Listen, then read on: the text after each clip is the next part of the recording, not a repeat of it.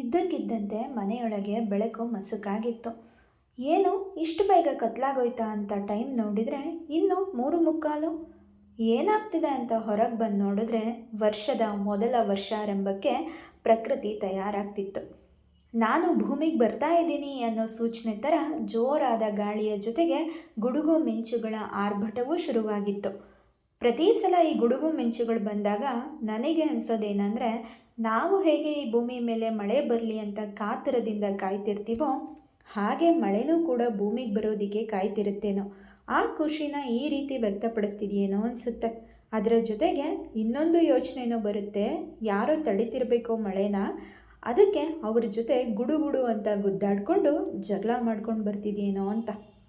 ಏನೇ ಇರಲಿ, ಭೂಮಿ ಮೇಲೆ ಬೀಳೋ ವರ್ಷದ ಮೊದಲ ಮಳೆ ಹನಿ ಎಂಥವರ ಮುಖದಲ್ಲಾದರೂ ನಗು ತರಿಸುತ್ತೆ. ಮಳೆ ಹನಿಯ ಚಿಟಪಟ ಸದ್ದು, ಮಣ್ಣಿನ ಘಮ, ಮಳೆ ನಿಂತ ನಂತರ